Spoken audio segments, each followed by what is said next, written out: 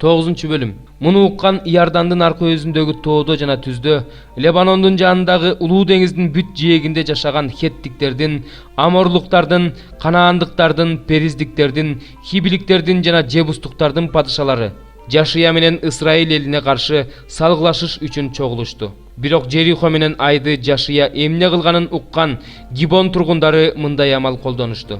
Алар жолунан нан камдап, эшектерине эски каптарын жана шарап куюлган эски чалдыбары чыккан, жамаачыланган чанаштарын артып, аларды карай жөнөп калышты.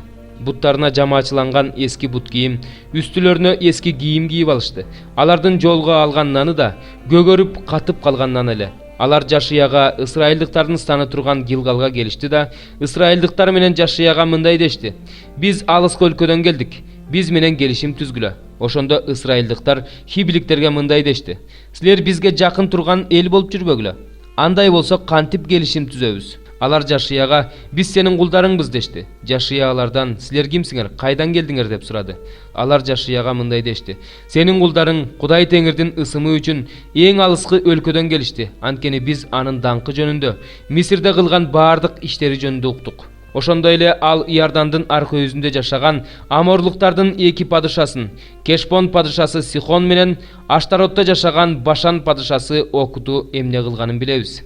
Мына ушуларды уккан биздин аксакалдар менен биздин өлкөнүн эли бизге мындай дешти: "Колуңарга жол азык алып, аларды утурлай чыгып, мындай деп айткыла: Биз силердин кулуңарбыз, биз менен келишим түзгүлө. Силерди карай жолго чыккан күнү үйүбүздөн алып чыккан бул наныбыз ысык болчу. Азыр болсо ал катып көгөрүп кетти. Мына бул шарап куюлган чанаштар да жапжаң эле. Жолдо чалдыбары чыкты. Жолдун узактыгынан үстүбүздөгү кийимибиз да, бутубуздагы бут кийимибиз да жыртылып калды." Ысрайылдыктар алардын колундагы нанды алышты, бирок Теңирдин эркин сурашкан жок. Анан Жашия алар менен тынчтык келишимин түзүп, алардын өмүрүн сактоого макул болду. Жамааттын башкаруучулары аларга ант беришти. Ысрайылдыктардын алар менен тынчтык келишимин түзгөнүнө 3 күн болгондон кийин алардын кошуна эл экенин, жакын эле жерде жашаарын угушту. Анткени Исраил уулдары жолго чыгып 3-чү күнү алардын шаарларына келишкен. Алардын шаарлары Гибон, Кепира, Бейрот жана Кирият Жеярим эле. Исраил уулдары аларды кыйратышкан жок, анткени жамаат башчылары Исраилдин Кудай Теңири менен ант берип коюшкан. Мына ушул үчүн Исраилдин бүткүл жамааты башчыларга нааразы болду. Ошондо башчылардын баардыгы бүт жамаатка мындай дешти: "Биз аларга Исраилдин Кудай Теңири менен ант берип койгонбуз. Ошондуктан аларга тие албайбыз. Биз аларды мындай кылалы: аларга берген антыбыздан улам Кудайдын каарына калбашыбыз үчүн аларды тирүү калтыралы." Башчылар дагы мындай дешти: "Булар жашай беришсин, бирок баардык жамаат үчүн отун жарып, суу ташышат." Ошондо алар башчылар айткандай кылышты. Анан Жашия аларды чакырып алып мындай деди: "Бизге жакын жашап туруп, эмне үчүн силер бизди биз эң алыскы өлкөдөн келдик деп алдадыңар? Мына ушул үчүн силерди каргыш урсун, өмүр бою кул болуп, Теңиримдин үйүнө отун жарып, суу ташыйсыңар." Алар Жашияга мындай деп жооп беришти: "Исраилдин алдындагы бүт элдерди кырып, алардын бүт жерин аларга бер деп, Кудай Теңир өз кулу Мусага буйруганы жөнүндө сенин кулдарыңа кабар жеткен. Ошондуктан өмүрүбүздөн ажыратпасын деп, өтө корккондуктан ушундай иш кылдык. Мына эми биз сенин колуңдабыз. Эмне кылсаң өзүң бил, сага эмне жакшы жана адилеттүү көрүнсө, бизге ошондой кыл." Жашия аларды мындай кылды. Аларды Исраил уулдарынын колунан куткарды. Аларды ысрайылдыктар өлтүрүшкөн жок. Ошол күнү Жашия аларды жамаатка жана Кудайдын курмандык чалынуучу жайына отун жаргыч, суу ташыгыч кылып дайындады. Теңир кайсы гана жерди тандабасын, алар ошол жерде атүгүл ушул күнгө чейин кул болуп жүрүшөт. 139 забур. Забур ырчылар тобунун башчысына Дөөттүн забуру. "О Теңир, мени каардуу адамдардан куткар. Мени кысымга алгандардан сакта. Алар жүрөгүндө жамандык ойлоп, күн сайын согушка даяр. Тилдерин жылаандай соймоңдотушат. Тилдеринен уу тамат. О Теңир, мени абийирсиздин колунан сакта. Мени куугунтуктаган адамдардан сакта. Алар менин бутумду олку-солку кылганы жатышат. Текеберлер мага жашыруун тузак тартып, сыйыртмак салышты. Жолума тор жайышты, капкан коюшту. Мен Теңирге мындай дедим: "Сен менин Кудайымсың, менин жалынган үнүмдү ук, Теңирим. Теңир, Теңир, менин куткарылуумдун күчү сенде. Согушта сен башымды калкаладың. Теңир, ыймансызды максатына жеткирбе. Анын жаман ойлорунун ийгиликке жетишине жол бербе. Болбосо алар текеберденип кетишет." Мени курчагандардын баштарын өз ооздорунун жамандыгы басып калсын. Аларга күйүп жаткан от жаасын, алар чокко ыргытылсын, турбас болуп туңгуйка ыргытылсын. Тилизар адам жер үстүндө чыңдалбайт, кысым кылгандын кыянаттыгы өзүн өлүмгө тартып кетет. Теңир эзилгендерди акыйкат сотторун, алсыздарга адилеттик кыларын билем. Ошондуктан адил адамдар сенин ысымыңды даңташат, күнөөсүз таза адамдар сенин алдыңда жашашат. 140 забур. О Теңир, сага кайрылам, мага тез кел. Сага жалынганымда менин сыйынуума кулак сал. Сенин алдыңа менин сыйынуум фимиямдай болуп, сунган колдорум кечки курмандыктай болуп барсын. О Теңирим, менин оозума сакчы кой, оозумдун каалгасын сакта. Менин жүрөгүмдүн жалган сөздөргө бурулуп кетүүсүнө жол бербе. Мыйзамсыз иш кылган адамдар менен бирге күнөө иштерди кылуума жол бербе. Алар сүйгөн тамактарды жебейин. Мени адил адам жазаласын. Бул ырайым менин бетимди ачсын. Бул менин башыма зыянын тийгизбеген эң жакшы зайтун майы. Менин жалынган сыйынууларым тигилердин кыянаттыгына каршы. Алардын башчылары аскаларга чачырап кетип, менин сөздөрүмдүн баяоо экенин угуп жатышат. Бизди топуракты майдылагансып майдылап жатышат.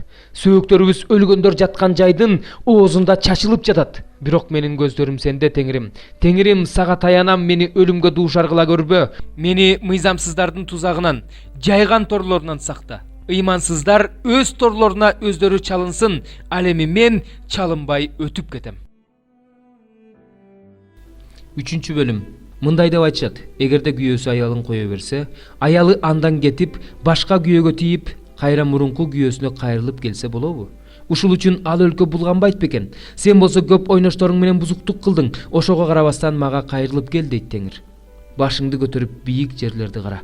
Сени менен кайсы жерде гана бузуктук кылышкан жок. Чөлдө турган арабиялыктай болуп, сен алар үчүн жолдун боюнда отурдуң. Бузуклугуң жана анткорлугуң менен жерди булгадың. Ошол үчүн жамгыр кармалды. Кеч жамгырда болгон жок, бирок сенин чекең бузулган аялдын чекесинде эле. Сен уят сыйытты таштап койдуң. Сен азыр эле мага мындай деп кайрылбадыңбы? Ата, сен менин жаш кезимдеги жол көрсөтүүчүм элең. Ал кантип эле дайыма каардана берсин. Кантип эле каарын өзүндө түбөлүк кармап тура берсин. Мына сен ушинтип айтып жатасың, бирок күчүң жеткенче жамандык кылып жатасың. Жошия падышанын ушунда Теңир мага мындай деди: сен бузулган Исраилдин эмне кылганын көрдүңбү? Ал ар кайсы бийик тоолорго жана ар кандай бутактуу дарактардын түбүнө барып, ошол жерлерде бузуктук кылды. Ал ушунун баардыгын кылгандан кийин мен мага кайрылып кел дедим. Бирок ал кайрылып келген жок. Муну анын ишенимсиз эжеси жүйүт көрдү. Мен бузулган Исраилди баардык бузуктук иштер үчүн кое берип, колуна ажырашуу катын бергенден кийин анын ишенимсиз эжеси жүйүттүн коркпогондугун, ал да барып бузуктук кылганын көрдүм. Ал өзүнүн ачык бузуктук кылуусу менен жерди булгады. Таш менен да, жыгач менен да ойноштук кылды.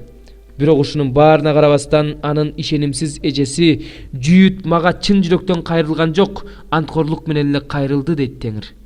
Мага Теңир мындай деди: бузулган Исраил ишенимсиз жүйүткө караганда адилеттүүрөөк болуп чыкты.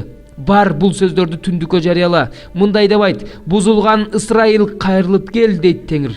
Мен силерге өз каарымды төкпөйм, анткени мен ырайымдуумун, түбөлүк каарданбайм. Бирок өз күнөөңдү мойнуңа ал, анткени сен Кудай Теңириңден четтеп, ар кайсы бутактуу дарактын түбүндө бөлөк буркандар менен бузуктук кылдың. Менин үнүмдү болсо укпай койдуңар дейт Теңир. Ишенимсиздер, кайрылып келгиле дейт Теңир. Анткени мен силер менен никелешкем. Силерден ар бир шаардан бирден, ар бир уруудан 2ден киши алам. Анан силерди Сионго алып келем. Анан мен силерге менин жүрөгүмө жаккан койчуларды берем. Алар силерди билим менен, акыл менен кайтарышат. Силер жер үстүндө укумдап тукумдап көбөйгөндө ошол күндөрү дейт Теңир. Теңирдин келишим сандыгы деп айтпай калышат. Ал адамдын оюна да келбейт, аны эстеп да коюшпайт, ага барышпайт, анын өзү да болбойт. Ошол убакта Иерусалимди Теңирдин тагы деп аташат. Бардык элдер Теңирдин ысымы үчүн Иерусалимге чогулушат. Ошондон кийин өздөрүнүн жаман жүрөгүнүн өжөрлүгү боюнча жүрүшпөйт. Ошол күндөрү жүйүт тукуму Исраил тукумуна келет. Анан алар түндүктөн мен силердин ата бабаларыңарга мурас кылып берген жерге бирге келишет. Бирок мен мындай дедим: мен сени балдардын катарына кантип коем? Мен сага көп элдер ээлеген эң сонун адам суктанаарлык жерди кантип берем? Дагы мындай деп айттым: сен мени ата дейсиң, менден четтебейсиң. Бирок чынында эле Аялы өз жолдошуна жүзү каралык менен оопасыздык кылгансыңары, Ысрайыл, силер да мага ошондой ишенимсиздик кылдыңар дейт Теңир. Бийик жерлерде үн угулат. Ысрайыл уулдарынын аянычтуу ыйы угулат. Анткени алар өз жолдорун бузушту, өз Кудай Теңирин унутушту. Кайрылгыла ишенимсиз балдар, мен силерди баш ийбестигиңерден айыктырам. Мына биз сага келе жатабыз, анткени сен биздин Кудай Теңирибизсиң. Чындыгында биз дөбөлөргө жана көп сандаган тоолорго бекер ишениптирбиз. Чындыгында Ысрайылдын куткарылуусу Теңирден, биздин Кудайдан. Жаш чагыбыздан бери бул жийиркеничтүү нерсе биздин ата-бабаларыбыздын эмгегин, алардын койлорун жана өгүздөрүн, уулдарын жана кыздарын жеп келе жатат. Биз өз жийиркеничибизге батып жатабыз.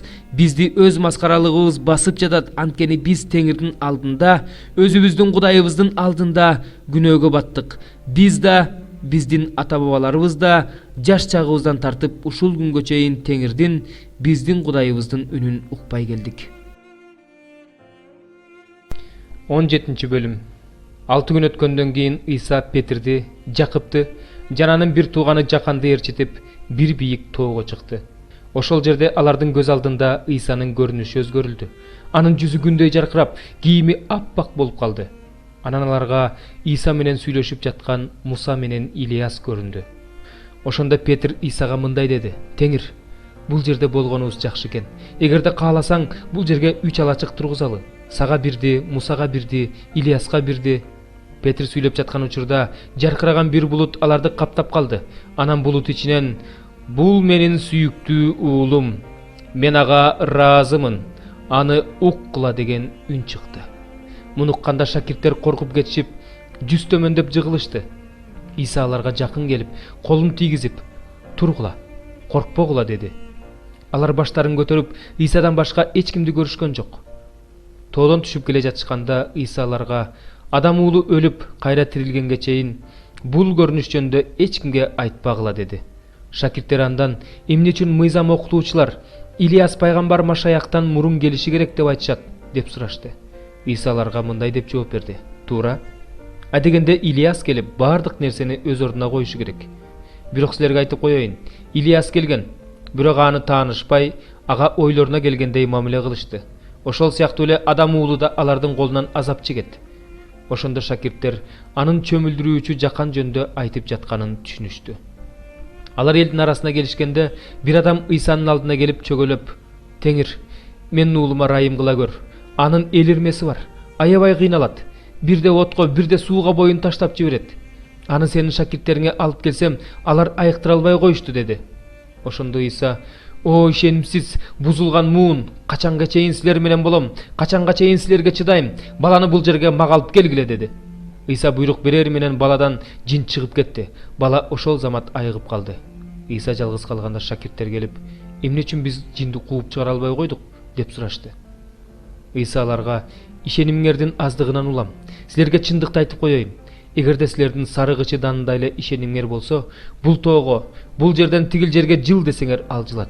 Силер үчүн мүмкүн болбогон эч нерсе болбойт. Жиндерди сыйынуу жана орозо менен гана кууп чыгарууга болот" деди. Галилеяда жүрүшкөн кезде Ыйса аларга: "Адам уулун адамдардын колуна салып беришет. Аны өлтүрүшөт, бирок ал 3-күнү тирилет" деди. Шакирттер буга абдан капа болушту. Капернаумга келишкенде дидрахма жыйнаган салык жыйноочулар Петирге келип: "Силердин устатыңар дидрахма береби?" деп сурашты. "Берет" деп жооп берип, Петир үйгө кирди. Ал эч нерсе айта электе эле Ыйса андан: "Кандай деп ойлойсуң, Шимон? Бул дүйнөдөгү падышалар алык салыкты кимден алышат? Өз уулдарынанбы же бөтөн кишилерденби?" деп сурады. "Бөтөн кишилерден" деди Петир. Исага: "Демек уулдары салык төлөшпөйт экен да. Бирок салык жыйноочулар кыжырланбаш үчүн көлгө барып кайырмак сал. Кармаган биринчи балыгыңды тартып алып, оозун ачсаң, статирди көрөсүң. Аны алып экөөбүз үчүн берип кой" деди.